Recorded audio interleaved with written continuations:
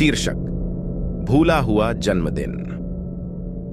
एक शांत उपनगरीय पड़ोस में लिली नाम की एक लड़की रहती थी जो 11 साल की होने वाली थी। लिली एक प्रतिभाशाली, कल्पनाशील बच्ची थी जिसे दुनिया की किसी भी अन्य चीज से ज्यादा जन्मदिन पसंद था। अपने आगामी जन्मदिन के लिए उसका उत्साह महीनों से बना हुआ था और उसने अपनी पार्टी के हर विवरण की सावधानीपूर्वक योजना बनाई थी। जैसे ही बड़ा दिन नजदीक आया, उसके माता पिता ने उसे एक विशेष आश्चर्य का वादा किया। उन्होंने उसे बताया कि उन्हें शहर के बाहरी इलाके में एक पुराना परित्यक्त मनोरंजन पार्क मिला है और उन्होंने वहां उसके जन्मदिन की पार्टी आयोजित करने का फैसला किया है। पार्क, जिसे जॉयलैंड के नाम से जाना जाता है, वर्षों से बंद था, लेकिन इसके फीके रंग और जंग लगी सवारी अभी भी एक अजीब आकर्षण रखती हैं। लिली का जन्मदिन आ गया और वह और उसकी सहेलियां जॉयलैंड के प्रवेश द्वार पर एकत्र हुईं। जैसे ही उन्होंने खस्ताहाल पार्क का पता लगाया, वे भूली हुई सवारी और आकर्षणों को देखकर आश्चर्यचकित रह गए। रोलर कोस्टर हवा में अशुभ रूप से चरमरा रहा था और हिंडोला धीरे धीरे मुड़ते हुए एक भयावह धुन बजा रहा था।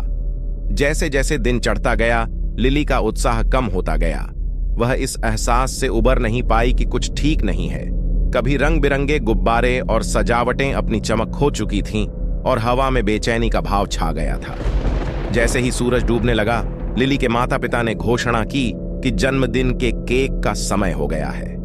वे उसे और उसकी सहेलियों को एक पुराने जीर्ण शीर्ण मंडप में ले गए। वहां मंद रोशनी में टिमटिमाती मोमबत्तियों के साथ एक धूल भरा केक बैठा था। लिली ने एक इच्छा जताई और मोमबत्तियां बुझा दीं, लेकिन हैप्पी बर्थडे के सामान्य कोरस के बजाय एक भयानक सन्नाटा था। अचानक हवा तेज हो गई और पार्क में जान आ गई। जंग लगी सवारी कराहने लगी और हिंडोला तेजी से घूमने लगा। परित्यक्त बूथों के बीच अजीब छायादार आकृतियां दिखाई दीं। उनकी आंखें अप्राकृतिक रोशनी से चमक रही थीं। लिली और उसकी सहेलियां डर के मारे चिल्लाने लगीं क्योंकि उन्हें एहसास हुआ कि वे अकेले नहीं हैं। भूतिया प्रेत असंगत शब्द फुसफुसाते थे और एक बार भूला हुआ मनोरंजन पार्क भयावह आवाजों के समूह से भर गया था। लिली के माता पिता घबराए और व्याकुल होकर उसे और उसके दोस्तों को पकड़कर बाहर की ओर भागे। ऐसा लग रहा था कि पार्क उनके भागने का विरोध कर रहा था, मानो वह उन्हें अपनी भूतिया पकड़ से मुक्त नहीं करना चाहता था। अंत में वे भयानक कार्निवल को पीछे छोड़ते हुए पार्क के गेट से बाहर निकल गए। जिस क्षण वे बाहर थे, जॉयलैंड एक बार फिर चुप हो गया, मानो वह कभी जीवित ही न हुआ हो। लिली और उसके दोस्तों ने उस जन्मदिन के बारे में फिर कभी बात नहीं की, लेकिन वे उस अजीब और परेशान करने वाले अनुभव को कभी नहीं भूल सकते थे। जॉयलैंड को छोड़ दिया गया और भुला दिया गया। एक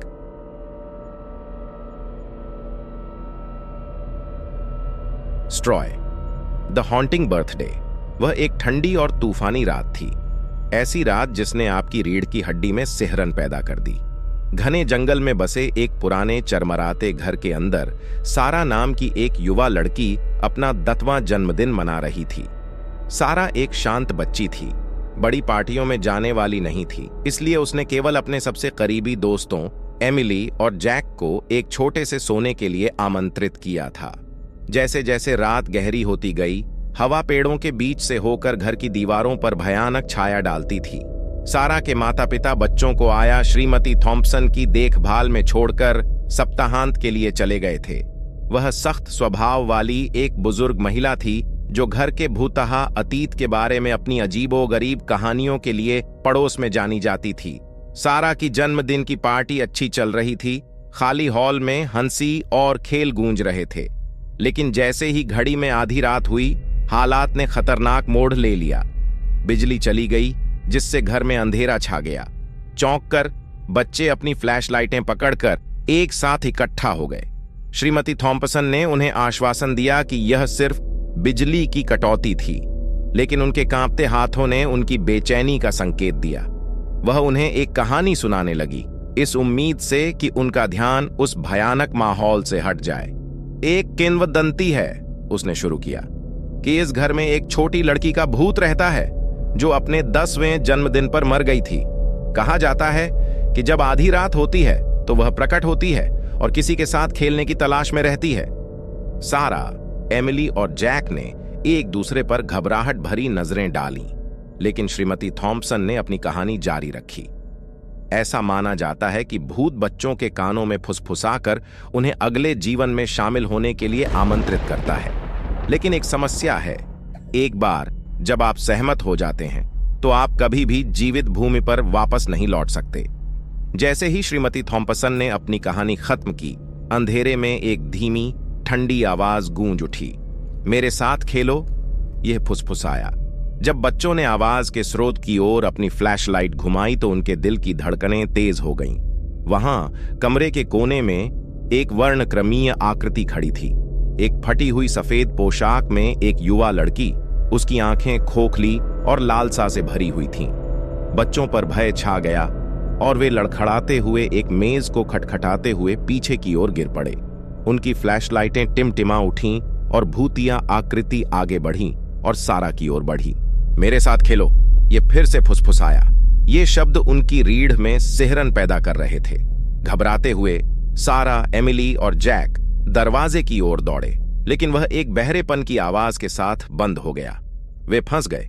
भूतिया लड़की करीब आ गई। उसका फैला हुआ हाथ लगभग पहुंच के भीतर था। अपनी हताशा में बच्चों को दाई की कहानी याद आई। वे कांपती आवाजों से चिल्लाए, हम तुम्हारे साथ नहीं खेलेंगे। भूतिया आकृति पीछे हट गई। उसके चेहरे पर उदासी के भाव झलकने लगे। फिर एक शोकपूर्ण आह के साथ वह अंधेरे में लुप्त हो गई। बिजली अचानक लौट आई और दरवाजा खुल गया।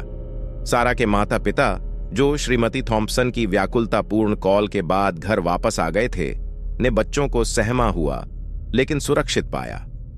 वर्षों बाद वे उस मनहूस जन्मदिन की रात की कहानी फिर से सुनाएंगे।